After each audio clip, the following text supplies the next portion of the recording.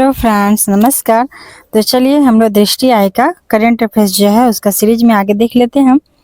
तो अगला है कि अटल बिहारी वाजपेयी शिवडी नहावा शिवा अटल सुरंग अटल सेतु। तो अटल बिहारी वाजपेयी शिवड़ी जो नहावा शिवा अटल सेतु बना उसके बारे में डिटेल से जानते हैं। प्रधानमंत्री नरेंद्र मोदी का दृष्टिकोण देश की शहरी जो परिवहन और संरचना इंफ्रास्ट्रक्चर है उसकी कनेक्टिविटी है उसको मजबूत बनाने के माध्यम से नागरिकों की आवाजाही को सुगम बनाना और उसमें सुधार लाना है। प्रधानमंत्री के इस दृष्टिकोण के अनुरूप Mumbai trans harbour link MTHL Mumbai trans harbour link MTHL का निर्माण किया गया है। उल्लेखनीय है कि MTHL का नामकरण अटल बिहारी वाजपेयी नहावा शिवा अटल सेतु के रूप में किया गया है। ज्ञातव्य है कि प्रधानमंत्री ने दिसंबर 2016 में इस सेतु का आधारशिला रखे थे, अब ये जाके बन गया है। इम्पोर्टेंट फैक्ट देख लेते हैं हम। तो इससे संबंधित इम्पोर्टेंट फैक्ट है कि 12 जनवरी 2024 को नरेंद्र मोदी ने अटल बिहारी वाजपेयी शिवड़ी नहावा शिवा अटल सेतु जो है उसका उद्घाटन किए और यह सेतु जो है शिवड़ी दक्षिण मुंबई की से प्रारंभ होकर नहावा शिवा अर्थात नवी मुंबई के निकट चिरले गांव में समाप्त होता है। तो जो यह अटल बिहारी वाजपेयी शिवड़ी नहावा शिवा अटल सेतु है वो यह सेतु शिवड़ी से प्रारंभ होता है और दक्षिण मुंबई से प्रारंभ होकर के नहावा शिवा नवी मुंबई के निकट चिरले गांव में जाकर समाप्त हो जाता है। यह भारत का सबसे लंबा सेतु है। साथ ही यह भारत का सबसे लंबा समुद्री सेतु भी है। अटल बिहारी जो सेतु है वो भारत का सबसे लंबा समुद्री सेतु भी है और यह भारत का सबसे लंबा सेतु है और समुद्री सेतु भी है। यह विश्व का 12वां सबसे लंबा समुद्री सेतु भी है और इस सेतु की कुल लंबाई कितना है तो 21.8 किलोमीटर। इस सेतु की कुल लंबाई है 21.8 किलोमीटर। यह सेतु समुद्र के ऊपर 16.5 किलोमीटर दूर तक विस्तृत है, जबकि इसका शेष भाग भूतल ऑन लैंड बना हुआ है। यह एक 6 लेन वाला सेतु है और ज्ञातव्य है कि नाभिकीय रिएक्टर के निर्माण में प्रयुक्त होने वाली जो सामग्री होती है, मटेरियल होती है, इसका भी प्रयोग इस सेतु के निर्माण में किया गया है।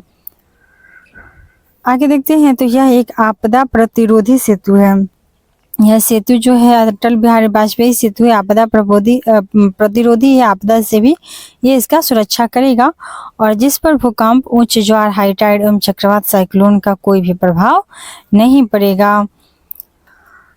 नेक्स्ट देखते हैं। तो इस सेतु के निर्माण में 1.77 लाख मीट्रिक टन इस्पात स्टील का प्रयोग किया गया है, जो एफिल टावर के निर्माण में प्रयुक्त इस्पात की तुलना में 17 गुना अधिक है और हावड़ा सेतु निर्माण में प्रयुक्त इस्पात की तुलना में 4 गुना अधिक है। तो इस अटल बिहारी सेतु को बनाने में 1.77 लाख मीट्रिक टन इस्पात का प्रयोग हुआ है, जो कि एफिल टावर का जब निर्माण हुआ था उसमें जो इस्पात का प्रयोग किया गया है उससे 17 गुना अधिक और हावड़ा सेतु में प्रयुक्त इस्पात से 4 गुना अधिक इसमें लगा है। बनाने में सेतु को बनाने में इतना इस्पात का इस्तेमाल हुआ है। यह सेतु जो है वो मुंबई को नवी मुंबई से कनेक्टिविटी को सुगम बनाएगा। यह सेतु मुंबई को नवी मुंबई से कनेक्टिविटी को सुगम बनाएगा। उल्लेखनीय है कि अभी तक मुंबई से नवी मुंबई की यात्रा में लगभग 2 घंटे का समय लगता था। अब तक मुंबई से नवी मुंबई का यात्रा में लगभग 2 घंटे का समय लगता था, लेकिन अटल सेतु के निर्माण के बाद यह दूरी मात्र 15 मिनट में ही तय की जा सकेगी। स्वच्छ सर्वेक्षण 2023 को देख लेते हैं। इसके बारे में डिटेल से देखते हैं। स्वच्छ सर्वेक्षण 2023 11 जनवरी 2024 को राष्ट्रपति द्रौपदी मुर्मू ने स्वच्छ सर्वेक्षण 2023 के परिणाम घोषित किए। स्वच्छ सर्वेक्षण 2023 में 4,477 शहरों का आकलन किया गया। तो स्वच्छ सर्वेक्षण जो 2023 हुआ उसमें 4477 शहर का आकलन किया गया, जिसमें से जो 61 है वो छावनी है, कैंटोनमेंट बोर्ड है और 88 जो है वो गंगा किनारे बसे शहर नगर शामिल हैं। इस प्रकार जो है स्वच्छ सर्वेक्षण का यह 8वां संस्करण है और विश्व का सबसे बड़ा शहरी स्वच्छता सर्वेक्षण भी बन गया है। इम्पोर्टेंट फैक्ट इससे संबंधित देख लेते हैं। तो इम्पोर्टेंट फैक्ट ये है कि स्वच्छ सर्वेक्षण 2023 में जो राष्ट्रीय स्तर है उस पर समग्र रूप से 1 लाख से अधिक जनसंख्या श्रेणी में पर लगातार सातवीं बार इंदौर को भारत का सबसे स्वच्छ शहर क्लीनेस्ट सिटी घोषित किया गया है। इंदौर को भारत का सबसे स्वच्छ शहर घोषित किया गया है। हालांकि इस वर्ष इंदौर के साथ साथ सूरत, उसके साथ गुजरात को भी पहला रैंक प्रदान किया गया है। शीर्ष 10 शहरों के रैंकिंग में 1 लाख से अधिक जनसंख्या श्रेणी में रैंक पहला पे कौन है? तो इंदौर शहर है जो मध्य प्रदेश में है, और सूरत गुजरात का, ये दोनों को प्रथम स्थान संयुक्त रूप से मिला है। आगे देख लेते हैं। तो नेक्स्ट है कि नवी मुंबई को मिला है तीसरा स्थान, तो इतना इम्पोर्टेंट नहीं है, इतना सारा। शीर्ष 5 शहर का रैंकिंग देते हैं जिनकी आबादी 1 लाख से कम जनसंख्या है। तो उसमें जो फर्स्ट स्थान प्राप्त किया है, तो पहला स्थान किसको मिला है? पहला स्थान मिला है महाराष्ट्र के सासवाड़ को, और यहाँ की आबादी 1 लाख से कम है। तो महाराष्ट्र के सासवाड़ को 1 लाख से, यहाँ की आबादी कम है, इसको मिला है 1 लाख से कम आबादी की रैंकिंग में पहला स्थान। दूसरा स्थान मिला है पाटन को, जो छत्तीसगढ़ में है, एनपी। तो छत्तीसगढ़ में पाटन एनपी को दूसरा स्थान मिल गया है। साथ ही तीसरा स्थान मिला है महाराष्ट्र के लोनावाला को तीसरा स्थान मिला है। आगे देखते हैं शीर्ष 5 राज्य। तो शीर्ष 5 राज्यों में देखते हैं पहला रैंक कौन सा राज्य को मिला है? पहला स्थान मिला है महाराष्ट्र को, पहला स्थान महाराष्ट्र को मिल गया है, पहला रैंक महाराष्ट्र को मिल गया है। और उसके बाद सेकेंड है मध्य प्रदेश को। तो सबसे स्वच्छ राज्य में है पहला महाराष्ट्र पे, दूसरा है मध्य प्रदेश पे। तो महाराष्ट्र और मध्य प्रदेश, तीसरा हो गया छत्तीसगढ़।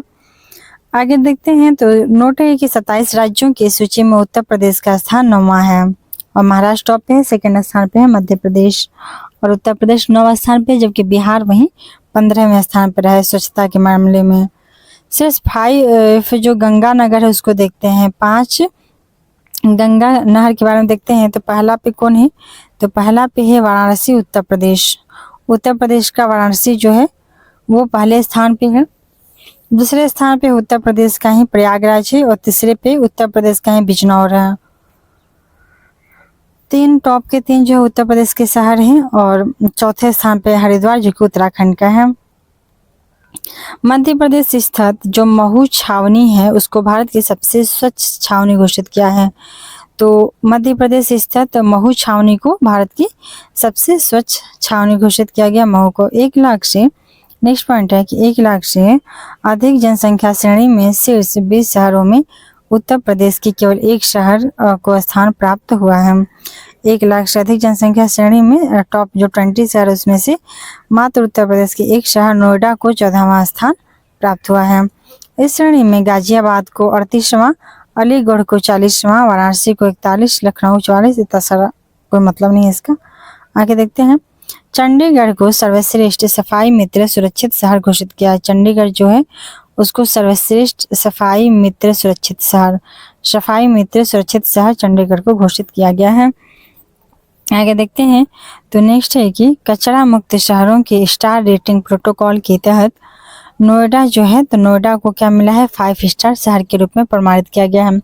तो कचरा मुक्त शहरों की अगर रेटिंग की गई है तो उसमें नोएडा को 5 स्टार शहर मिला है। और स्वच्छ शहर 2023 नेक्स्ट है कि स्वच्छ शहर 2023 के पुरस्कार समारोह के दौरान वर्ष 2024 हेतु स्वच्छ भारत मिशन के गीत एंथम का भी विमोचन किया गया है। तो 2024 हेतु स्वच्छ भारत मिशन का एंथम गीत का भी विमोचन किया गया, और इस गीत का शीर्षक क्या है? नया संकल्प है, नया प्रकल्प है। तो स्वच्छ भारत मिशन के गीत एंथम का विमोचन किया गया, जिसका शीर्षक है कि नया संकल्प है, नया प्रकल्प है। इसका शीर्षक है नया संकल्प, नया प्रकल्प है। और इस गीत के गायक कौन है? तो इस गीत के गायक हैं कैलाश खेर। नया संकल्प है, नया प्रकल्प है, इस गीत के गायक कौन है? तो कैलाश खेर हैं, इसके गायक हैं कैलाश खेर। नेक्स्ट हेडलाइन देख लेते हैं। तो नेक्स्ट हेडलाइन है कि नया हेडलाइन अनुच्छेद 370 पर सुप्रीम कोर्ट सर्वोच्च न्यायालय का ऐतिहासिक निर्णय, इसके बारे में देखते हैं। तो भारतीय संविधान के अनुच्छेद 370 के तहत जम्मू और कश्मीर को विशेष दर्जा प्रदान किया गया और वर्ष 1949 में से अस्थायी प्रावधान के रूप में संविधान में जोड़ा गया था। तो भारतीय संविधान के अनुच्छेद 370 के तहत जम्मू और कश्मीर को विशेष राज्य का दर्जा दिया गया, विशेष दर्जा प्रदान किया गया था अनुच्छेद 370 में, और 1949 में इसे अस्थायी प्रावधान के रूप में संविधान में जोड़ा गया था।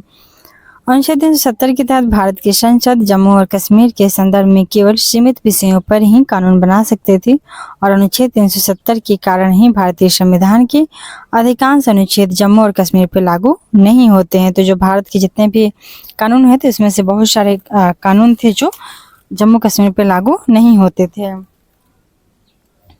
नेक्स्ट देखते हैं। तो नेक्स्ट है कि अनुच्छेद 35 का ए, अनुच्छेद 35 का ए जो है अनुच्छेद 370 से ही उपजा है। अनुच्छेद जो 35 ए है वो अनुच्छेद 370 से ही आया है और यह वर्ष 1954 में जम्मू कश्मीर संविधान सभा की सिफारिश पे राष्ट्रपति के आदेश के माध्यम से आया था।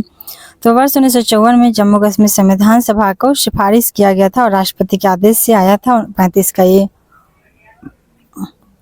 यह अनुच्छेद जम्मू और कश्मीर की विधायिका को स्थानीय निवासियों जो है उनको परिभाषित करने का अधिकार देता था और इस अनुच्छेद के अंतर्गत ही अर्थात 35 के ए के अंतर्गत ही अस्थायी जो नागरिक है उनको जमीन खरीदने, कारोबार करने, नौकरी आदि के बारे में विशेष प्रावधान किए गए थे। अगस्त 2019 में भारतीय संसद ने अनुच्छेद 370 एवं अनुच्छेद 35 ए के तहत जम्मू और कश्मीर की प्रदत्त विशेष दर्जे की समाप्ति को भी मंजूरी प्रदान की थी। अनुच्छेद जो 370 है अनुच्छेद 35 ए है उसको निरस्त किए जाने के बाद 31 अक्टूबर 2019 से जम्मू कश्मीर एवं लद्दाख को दो पृथक केंद्र शासित प्रदेश के रूप में पुनर्गठित कर दिया गया। अर्थात जम्मू कश्मीर और लद्दाख केंद्र शासित प्रदेश बना है यूनियन टेरिटरी। तो कब बना है? तो ये बना 31 अक्टूबर को बना है, 31 अक्टूबर 2019 को बना है, 31 अक्टूबर 2019 को बना है। कौन सा अनुच्छेद को समाप्त किया गया था? 370 को एवं 35 के ए को, और 31 अक्टूबर 2019 ये दोनों अलग हो गए। इसका इम्पोर्टेंट फैक्ट देख लेते हैं। तो इम्पोर्टेंट फैक्ट है कि 11 दिसंबर 2023 को भारत के सुप्रीम कोर्ट ने 5-0 अर्थात कि सभी लोग इसके सहमति में थे, सर्वसम्मति फैसले में केंद्र सरकार द्वारा संविधान के अनुच्छेद 370 एवं अनुच्छेद 35 को निरस्त करने के निर्णय को वैध ठहराया था और 2019 में ही बन गया था। आगे देखते हैं कि संविधान पीठ में जस्टिस डी.वाई. चंद्रचूड़ अध्यक्ष थे और उनके साथ ही justice S K. Kaul, justice Sanjiv Khanna, justice B R. Gavai तथा जस्टिस सूर्यकांत शामिल थे। तो इस संविधान के पीठ में जस्टिस डी.वाई. चंद्रचूड़ अध्यक्ष थे और उनके साथ justice S K. Kaul, justice Sanjiv Khanna, justice B R. Gavai तथा जस्टिस सूर्यकांत भी शामिल थे। नेक्स्ट पॉइंट देखते हैं। तो नेक्स्ट पॉइंट है कि सर्वोच्च न्यायालय के अनुसार 5 अगस्त 2019 को हुआ निर्णय संवैधानिक एकीकरण को बढ़ाने के उद्देश्य से लिया गया था, न कि इसका उद्देश्य विघटन था। जो सुप्रीम कोर्ट के अनुसार जब 5 अगस्त 2019 को इसका निर्णय लिया गया, संवैधानिक एकीकरण को बढ़ाने के उद्देश्य से लिया गया, न कि इसका उद्देश्य था इसका विघटन करना। नेक्स्ट देखते हैं कि सुप्रीम कोर्ट ने यह निर्धारित किया कि अनुच्छेद 370 एक अस्थायी उपबंध था। सुप्रीम कोर्ट ने यह भी माना कि 370 जो बनाया गया आया था तो वो उस टाइम एक अस्थायी उपबंध था, ना कि ये परमानेंट था। यह अनुच्छेद एक संक्रमणकालीन उद्देश्य की पूर्ति के लिए भारतीय संविधान में शामिल किया गया था और सुप्रीम कोर्ट ने अनुच्छेद 370 को हटाने को वैध ठहराते हुए निर्धारित किया कि जम्मू और कश्मीर की संविधान सभा की अनुपस्थिति में राष्ट्रपति जम्मू और कश्मीर के संदर्भ में आदेश जारी कर सकते हैं। आगे देखते हैं। तो आगे नेक्स्ट पॉइंट है कि सुप्रीम कोर्ट ने इस तथ्य को स्वीकार किया कि 5 अगस्त 2019 को तत्कालीन राष्ट्रपति को अनुच्छेद 370 को निरस्त करने का पूरा अधिकार था। सुप्रीम कोर्ट ने इस तथ्य को भी स्वीकार किया कि अनुच्छेद 370 के तहत दी गई शक्तियों का प्रयोग करते हुए राष्ट्रपति एक तरफा यूनिलैटरल नोटिफिकेशन, एक तरफा अधिसूचना भी जारी कर सकते हैं। नेक्स्ट देखते हैं। तो नेक्स्ट है कि इसी हेतु संसद के दोनों सदनों से साधारण बहुमत से अनुमोदन की आवश्यकता होती है और इन्हें एक तरफा अधिसूचना राष्ट्रपति जारी करेंगे। इसके लिए क्या होता है, संसद का विशेष बहुमत के बजाय साधारण बहुमत से भी की आवश्यकता होती है। साधारण बहुमत से ही ये हो जाता है पास। सुप्रीम कोर्ट ने इस तथ्य को भी सही ठहराया कि जब अनुच्छेद 370 निरस्त हो चुका है तो अब जम्मू कश्मीर के संविधान का कोई अस्तित्व ही नहीं है। नेक्स्ट है कि न्यायालय ने केंद्र सरकार को जम्मू और कश्मीर के राज्य के दर्जे को यथाशीघ्र बहाल करने और 30 सितंबर 2024 तक विधानसभा चुनाव करने का भी निर्देश दिया और सुप्रीम कोर्ट ने यह भी कहा कि वहां का जो जम्मू कश्मीर है उसको राज्य का दर्जा दिया जाए और जल्द से जल्द वहां पे इलेक्शन हो 30 सितंबर 2024 को। नेक्स्ट देखते हैं, नेक्स्ट है नमो ड्रोन दीदी योजना। तो नमो ड्रोन दीदी योजना के बारे में देख लेते हैं। भारत उर्वरकों का दूसरा सबसे बड़ा उत्पादक है। भारत जो उर्वरक होते हैं, यहाँ पे फर्टिलाइजर्स होते हैं, उसमें भारत दूसरा नंबर पे उत्पादक है। लेकिन प्राकृतिक संसाधनों जैसे कि गैस, फॉस्फेटिक एवं पोटास खनिज इत्यादि की अपर्याप्त उपलब्धता के कारण यह उर्वरकों का दूसरा सबसे बड़ा आयातक भी है। तो यहाँ पे इन जो भी है उर्वरता उत्पादन में जो लगती हैं गैस, फॉस्फेटिक, पोटास इत्यादि खनिज, ये सब का यहाँ पे पर्याप्त भंडार नहीं है। इसके कारण दूसरा सबसे बड़ा आयातक भी है क्योंकि इसको मंगाया जाता है, इंपोर्ट किया जाता है। और दूसरा सबसे बड़ा उत्पादक है और दूसरा सबसे बड़ा आयातक भी है भारत। उर्वरकों की आयात पर इस निर्भरता को दूर करने के लिए केंद्र सरकार ने बंद पड़ी कई उर्वरक इकाइयों के पुनरुद्धार के साथ आत्मनिर्भर भारत योजना के तहत नई इकाइयों की स्थापना को भी प्रोत्साहित किया है। इसके अतिरिक्त केंद्र सरकार ने वैकल्पिक उर्वरक के विकास, अल्टरनेट फर्टिलाइजर्स के विकास के लिए स्वदेशी अनुसंधान को भी प्रोत्साहन दिया है, जिसका परिणाम स्वरूप क्या रहा कि तरल नैनो उर्वरक, लिक्विड नैनो फर्टिलाइजर का विकास संभव हुआ है। तरल नैनो उर्वरक, लिक्विड नैनो फर्टिलाइजर का विकास संभव हुआ है। नैनो यूरिया एवं नैनो डीएपी जैसे नए तरल उर्वरकों के विकास ने खेतों में उर्वरकों के छिड़काव की एक कुशल प्रणाली के विकास की आवश्यकता भी उत्पन्न कर दी है। इस परिप्रेक्ष्य में ड्रोन जो प्रौद्योगिकी है, ड्रोन टेक्नोलॉजी है, वो महत्वपूर्ण साबित हुई है और किसान हैं वो ड्रोन की उद्भव से कृषि पद्धतियों में क्रांतिकारी परिवर्तन भी संभव हुआ है। कृषि ड्रोन के माध्यम से उर्वरकों के छिड़काव की प्रणाली स्वचालित हो गई है। तो कृषि ड्रोन के माध्यम से उर्वरकों के जो छिड़काव है उसकी प्रणाली स्वचालित हो गई है और इससे क्या हो रहा है, तो इससे समय की भी बचत होती है। इम्पोर्टेंट फैक्ट देख लेते हैं इससे संबंधित। तो इससे संबंधित इम्पोर्टेंट फैक्ट ये है कि 29 नवंबर 2023 को केंद्रीय मंत्रिमंडल ने नमो ड्रोन दीदी योजना को मंजूरी प्रदान की है। तो 29 नवंबर 2023 को केंद्रीय मंत्रिमंडल ने नमो ड्रोन दीदी योजना को मंजूरी दी है। इसी परिप्रेक्ष्य में 30 नवंबर 2023 को नरेंद्र मोदी ने प्रधानमंत्री महिला किसान ड्रोन केंद्र का शुभारंभ किया। तो इसी परिप्रेक्ष्य में 30 नवंबर 2023 को नरेंद्र मोदी ने प्रधानमंत्री महिला किसान ड्रोन केंद्र का शुभारंभ किया और यह एक केंद्रीय क्षेत्र की योजना है। तो महिला किसान ड्रोन केंद्र जो बना है यह एक तरह का केंद्रीय क्षेत्र की योजना और इस योजना में 2024-25 से 25-26 की अवधि के लिए खर्च आएगा 1261 करोड़ रुपया। और इस योजना के तहत केंद्र सरकार 15,000 जो चयनित महिला हैं उनको स्वयं सहायता समूहों HGS सेल्फ हेल्प ग्रुप्स को ड्रोन प्रदान करेगी। तो 15,000 चयनित महिलाओं को इस HGS सेल्फ हेल्प ग्रुप के माध्यम से ड्रोन दिया जाएगा ताकि ये जो लिक्विड उर्वरक बना है इसको हेल्प मिल सके। नमो ड्रोन दीदी के माध्यम से किसान ड्रोन का प्रयोग करके अपना खेती को और उपजाऊ बना सकें। आगे है कि इन ड्रोनों को किसानों को कृषि उद्देश्यों हेतु किराए पर दिया जा सकेगा।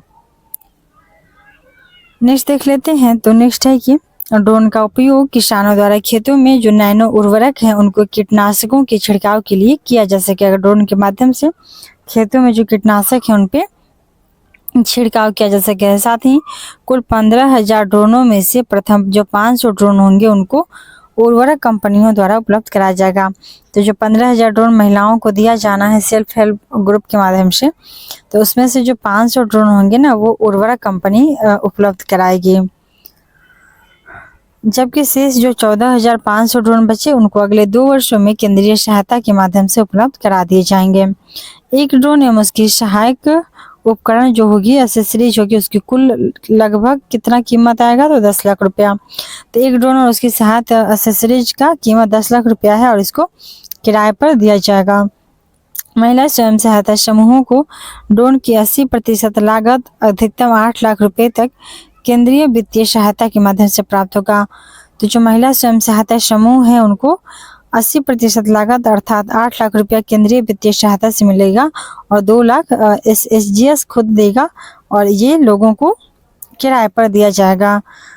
इस योजना के तहत प्रत्येक चयनित महिला स्वयं सहायता समूहों में से एक सदस्य को ड्रोन पायलट प्रशिक्षण भी प्रदान किया जाएगा। एक जो महिला स्वयं सहायता समूह है तो उनके एक सदस्य को ड्रोन पायलट प्रशिक्षण मिलेगा, जबकि समूह के किसी अन्य सदस्य को ड्रोन तकनीशियन सहायक के रूप में प्रशिक्षित किया जाएगा। जबकि समूह के जो अन्य सदस्य होंगे उनको ड्रोन टेक्नीशियन के सहायक के रूप में प्रशिक्षित किया जाएगा। स्पष्ट है कि इस योजना के तहत ग्रामीण महिलाओं को ड्रोन संचालन में प्रशिक्षित करके उन्हें ड्रोन दीदी में रूपांतरित किया जाएगा। तो महिलाओं को ड्रोन सिखा करके प्रशिक्षित करके उनको ड्रोन दीदी कहा जाएगा। ज्ञातव्य है कि प्रधानमंत्री ने 15 अगस्त 2023 को 77वें स्वतंत्रता दिवस के अवसर पे अपने संबोधन में ड्रोन दीदी योजना की घोषणा की थी। 77वें दिवस पे 15 अगस्त को ड्रोन दीदी योजना की घोषणा की गई थी। 11 मार्च 2024 को 1000 नमो ड्रोन दीदी को ड्रोन सौंपे और 11 मार्च 2024 को 1000 महिलाओं को नमो ड्रोन दीदी को ये ड्रोन सौंप दिया गया है। नेक्स्ट देखते हैं, नेक्स्ट है PM जनमन। तो PM जनमन योजना के बारे में देखते हैं। PM जनमन क्या है? वर्ष 2011 की जनगणना के अनुसार भारत में जो अनुसूचित जनजाति हैं ST हैं उनकी आबादी 10.45 करोड़ है। तो 2011 की जनगणना के अनुसार भारत में ST की आबादी कितनी है? 10.45 करोड़ है। इसमें से 18 जो राज्य हैं उनको और केंद्र शासित प्रदेश है उनको अंडमान और निकोबार द्वीप समूह में निवास करने वाले 75 समुदायों को विशेष रूप से संवेदनशील जनजातीय समूहों PVTGS particularly vulnerable tribal groups के रूप में वर्गीकृत किया गया है। इन समूहों को सामाजिक आर्थिक एवं शैक्षिक क्षेत्रों में असुरक्षा का सामना भी करना पड़ रहा है।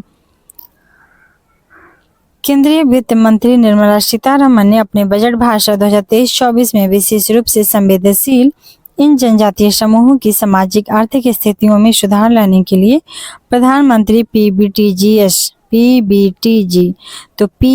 PBTG विकास मिशन प्रारंभ किए जाने की घोषणा की थी।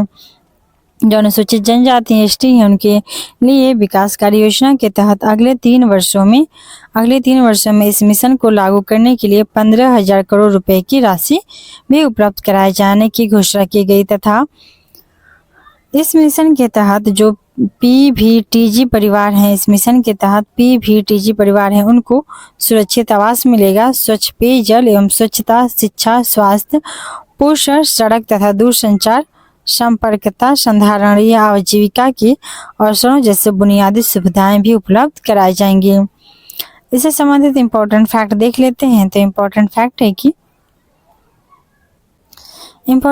है कि 15 नवंबर 2023 को नरेंद्र मोदी ने जनजातीय गौरव दिवस के अवसर पर झारखंड के खूंटी जिले से प्रधानमंत्री जनजातीय आदिवासी न्याय महाअभियान झारखंड के खूंटी जिले से प्रधानमंत्री जनजातीय आदिवासी न्याय महाअभियान PM जनमन की शुरुआत की गई है। मिशन जनमन मिशन का लक्ष्य है कि विशेष रूप से जो संवेदनशील हैं उन 75 जनजातीय समूहों का विकास करना है जो विभिन्न मंत्रालय विभागों की योजनाओं से छूट गए हैं। आगे देखते हैं। नेक्स्ट है कि केंद्रीय मंत्रिमंडल ने इस मिशन के लिए वर्ष 2023-24 से वर्ष 2025-26 तक 24,000 करोड़ का कुल खर्च आएगा और यह मिशन केंद्रीय जनजातीय कार्य मंत्रालय सहित 9 मंत्रालयों के माध्यम से 11 महत्वपूर्ण क्षेत्रों में ध्यान केंद्रित करेगा अर्थात कार्य किया जाएगा, जिसमें है 11 क्षेत्र कौन से हैं तो जनजातियों के लिए पक्का घर, उनके एरिया के लिए सड़क कनेक्टिविटी, पाइप से उनको जलापूर्ति इत्यादि जो बेसिक सुविधाएं हैं उनको जनजातीय समुदाय को दी जाएंगे। इस मिशन के लिए जो केंद्रीय जनजातीय कार्य मंत्रालय है वो नोडल एवं समन्वयक मंत्रालय होगा। तो केंद्रीय जनजातीय कार्य मंत्रालय जो है वो नोडल और समन्वयक मंत्रालय होगा, जबकि अन्य जो 8 मंत्रालय विभाग हैं अपने क्षेत्र विशेष से जुड़ी पहलों को लागू करेंगे। इस मिशन से देश के 220 जिलों की 22,500 से अधिक जो बस्तियां में निवासित 28 लाख हैं या 28 लाख से अधिक लोग हैं उनको लाभ मिलेगा। इस मिशन से देश के 18 राज्यों और अंडमान निकोबार द्वीप समूह में PVTGS की सामाजिक आर्थिक स्थिति में भी सुधार देखने को मिलेगा। 25 दिसंबर 2023 से केंद्रीय जो जनजातीय कार्य मंत्रालय है इन्होंने PM जनमन के तहत एक सूचना, शिक्षा और संचार IEC information education and communication अभियान की शुरुआत की। इस अभियान को जागरूकता बढ़ाने और PVTG बहुल जनजातीय बस्तियों में सरकारी योजनाओं की 100% पहुंच सुनिश्चित करने के लिए प्रारंभ किया गया है। नेक्स्ट योजना देखते हैं। तो अगला योजना है कि 5 राज्यों में विधानसभा चुनाव 2023। तो 5 राज्यों में विधानसभा चुनाव जो 2023 में हुआ है तो उसके बारे में डिटेल से देखते हैं। नवंबर 2023 में 5 राज्यों में हुआ था चुनाव। छत्तीसगढ़ में हुआ है, मध्य प्रदेश में हुआ है, मिजोरम में हुआ, राजस्थान और तेलंगाना में। तो तेलंगाना, मध्य प्रदेश, छत्तीसगढ़, राजस्थान और मिजोरम में विधानसभा चुनाव हुआ। इससे संबंधित जो भी इम्पोर्टेंट फैक्ट है उसको देखते हैं। छत्तीसगढ़ विधानसभा चुनाव, तो इसके बारे में देखते हैं। छत्तीसगढ़ विधानसभा चुनाव के बारे में संसदीय एवं विधानसभा निर्वाचन क्षेत्रों के परिसीमन आदेश 2008 के अनुसार छत्तीसगढ़ विधानसभा में कुल कितनी सीटें हैं तो 90 सीटें हैं। छत्तीसगढ़ विधानसभा में कुल 90 सीटें हैं। तो छत्तीसगढ़ विधानसभा में कुल 90 सीटें हैं। इनमें से जो 10 सीटें हैं वो ST के लिए हैं तथा 29 सीटें ST के लिए हैं। तो 10 सीटें SC के लिए आरक्षित हैं और 29 सीटें ST के लिए आरक्षित हैं। छत्तीसगढ़ विधानसभा चुनाव 2023 के लिए जो चुनाव हुआ है उनमें चुनई चिरई को शुभंकर घोषित किया गया है। छत्तीसगढ़ विधानसभा चुनाव 2023 के लिए हुआ है उसमें चुनई चिरई को इसका शुभंकर घोषित किया गया है तथा छत्तीसगढ़ विधानसभा चुनाव 2023 में कुल 76.31% मतदान दर्ज किया गया है। तो छत्तीसगढ़ विधानसभा चुनाव में कुल 76.31% मतदान दर्ज किया गया है तथा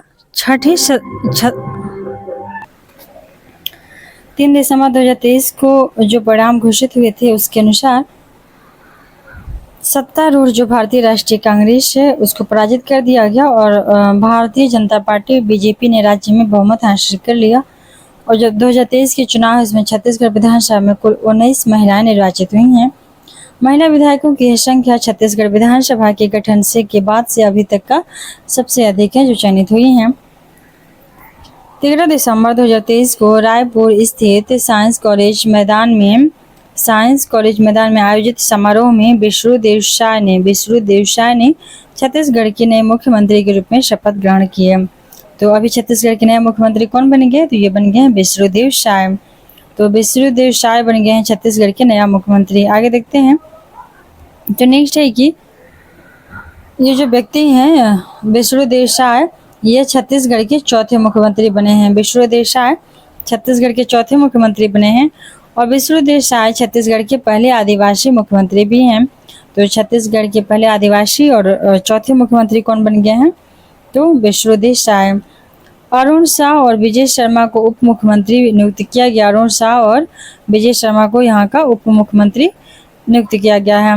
अगला है मध्य प्रदेश और मध्य प्रदेश का चुनाव है तो इसको हम लोग देखेंगे अगले वीडियो में और इस वीडियो को यहीं पे करते हैं समाप्त। Thanks for watching.